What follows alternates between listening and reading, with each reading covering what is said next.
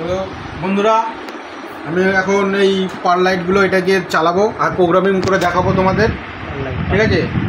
পার light Zia 503 model তোমাদের দেখায়। আমার প্রথম থেকে এই দেখো এই প্রোগ্রামগুলো করে রেখেছিলাম, ঠিক আছে।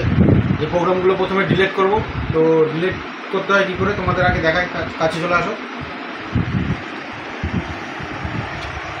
সেট আপ দাবাতে হবে, সেট আপের পরে ওয়াইপ, এই ওয়াইপ অল 3 নাম্বার এন্টার। তার মানে আমার এই দেখো যেই লাইটগুলো জ্বলছিলো ওরগুলোর মধ্যে প্রোগ্রামিং ছিল, তো এখন প্রোগ্রামিংটা পুরো ডিলিট হয়ে গেছে। আচ্ছা, এইবার ক্লিয়ার এক্সিট করে দিলাম।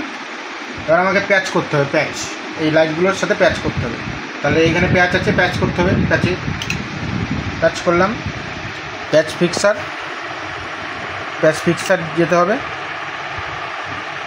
প্যাচ ফিক্সারে গিয়ে এইখানে আমার দেখো জিআর ফাইল আছে,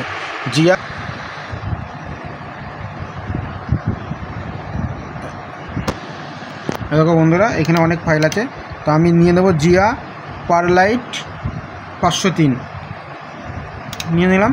এবার প্যাচ করতে হলে আমার এই 3টে পার লাইট আছে, 3টের মধ্যে প্যাচ করতে হবে 1 2 3। তো আমার প্যাচ হয়ে গেছে, ক্লিয়ার এক্সিট করে দিলাম। 3টে পাল্পকে আমি সিলেক্ট করে নিলাম। এখানে আমাকে ডিমারটা অন করে দিতে হবে। ডিমারটা ফুল করে দিলাম। আচ্ছা, একটা গ্রিন দিয়ে দিলাম। এবার দেখো এই লাইটগুলো খেলবে জন্য আমার দেখো শেপে যেতে হবে। শেপে গিয়ে এইখানে যেতে হবে প্লেব্যাক শেপ,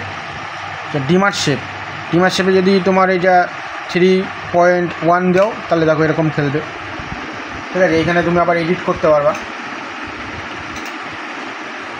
দেখো এটাই আমি স্পিড করছি। ধরো এই প্রোগ্রামটা আমি সেভ করব। সেভ করার জন্য আমাকে যেতে হবে কিউ প্যারামেটিক। এইখানে কিউ প্যারামেটিক এই সুইচটা, এটা চাপ দেবে। এইটা শেপটাকে বন্ধ করতে হবে, নাহলে কিউ প্যারামেটিক নেবে না। শেপ বন্ধ করে কিউ প্যারামেটিক। এইখানে খালি দেখাচ্ছে, দেখো লাইটগুলো ব্লিং করছে মানে আমার এইগুলো খালি আছে পুরো, যেটা সেভ করা যাবে। এই সিন সেট বটনগুলো খালি আছে। আমি এটাই সেভ করব, এটাই করলাম। দেখো ক্লিয়ার এক্সিট করে দিলাম, আমার প্রোগ্রামিং সেভ হয়ে গেছে। এখন যদি আমি কালেক্ট তুলি, দেখো কেমন লাগলো বন্ধুরা ভিডিওটা। ভালো লাগলে একটা লাইক করে দিও।